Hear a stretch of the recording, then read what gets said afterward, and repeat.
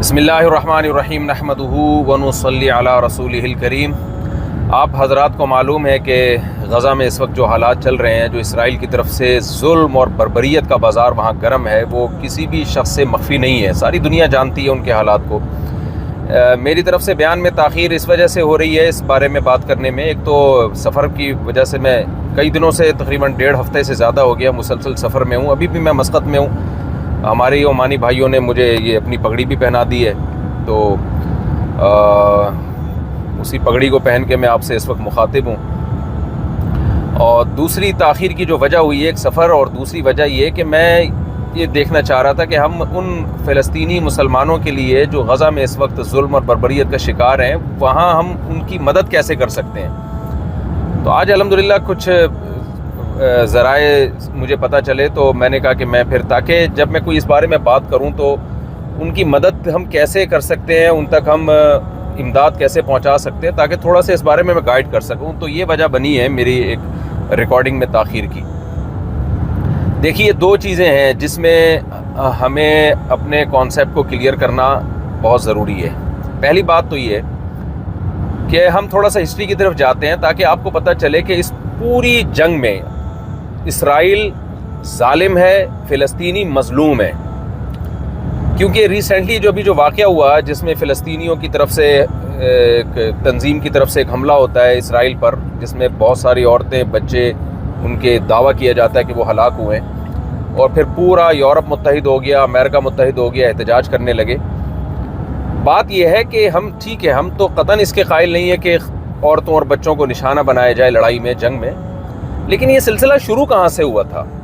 جب بھی اس طرح کا کوئی سلسلہ ہوتا ہے تو البادی الاظلم، عربی کی ایک مشہور کہاوت ہے کہ جو پہل کرنے والا ہوتا ہے نا وہ بڑا ظالم ہوتا ہے۔ اصل ظالم وہ ہوتا ہے۔ یہ حالات یہاں تک پہنچایا فلسطینیوں کو کس نے ہے؟ آپ اگر ایک طرف احتجاج کر رہے ہیں تو آپ دوسری طرف بھی تو احتجاج کریں۔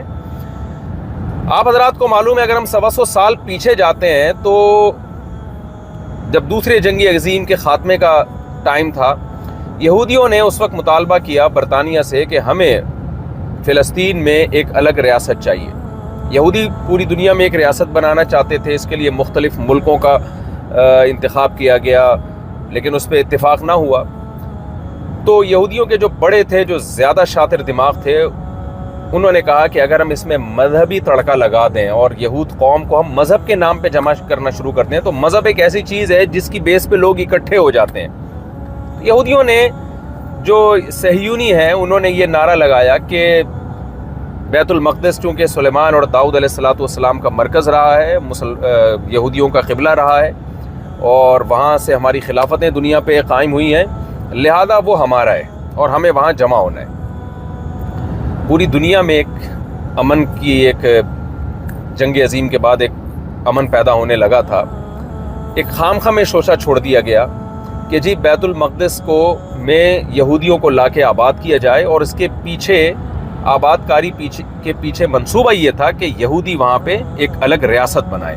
آپ کو معلوم ہے کہ دنیا میں کوئی کنٹری اس کی اجازت نہیں دیتا کہ آپ کسی کنٹری میں جا کے آباد ہونا شروع ہو جائیں اور آپ کی نیت یہ ہو کہ میں وہاں ایک الگ ریاست بناؤں گا۔ دنیا میں آج بھی کوئی کنٹری اس کی پرمیشن آپ کو قطعاً کسی صورت میں نہیں دے گا۔ اس کے لیے برطانیہ کا سہارا لیا گیا۔ 1917 میں برطانیہ نے اعلان کیا کہ جی ہم یہودیوں کو فلسطین میں آباد کریں گے۔ دنیا میں بڑا شور شرابہ ہوا اس پہ کہ یہ کیا ہو رہا ہے۔ برطانیہ نے یقین دہانی کرائی کہ فلسطینیوں کے جو حقوق ہیں، ان کا جو حق خود مختاری ہے، وہ اس سے بالکل بھی متاثر نہیں ہوگا، جو حقیقت میں ایک بہت بڑا جھوٹ بولا گیا تھا دنیا کے سامنے۔ بالآخر یہودی آباد ہونے لگے، اور دنیا سے 33% یہودی چند سالوں میں، 10-15 سال کے عرصے میں پوری دنیا سے سمٹ کے فلسطین میں اکٹھے ہو گئے، اور وہاں پر سورشیں ہونے لگیں، اور فلسطینی کو پتہ چل گیا کہ بھئی یہ جو آباد ہو رہے ہیں، ان کا مقصد یہاں ہماری حق خود مختاری کو چھیننا ہے اور اپنی ایک ریاست قائم کرنا ہے، اور جھگڑے شروع ہو گئے۔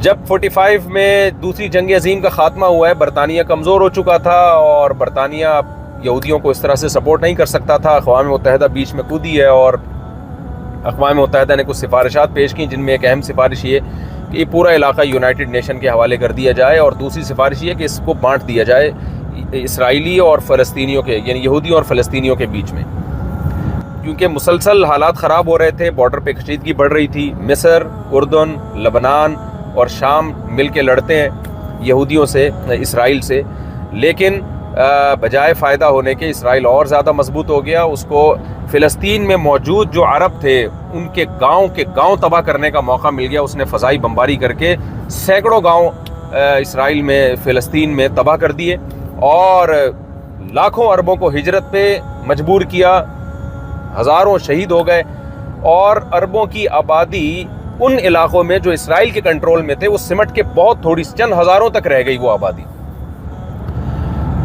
یعنی اس جنگ میں بجائے مصر کو اور فلسطینیوں کو فائدہ ہونے کے الٹا نقصان ہو گیا, اور 80% علاقے پہ اسرائیل کا کنٹرول ہو گیا جو کہ 100% غاصبانہ تھا.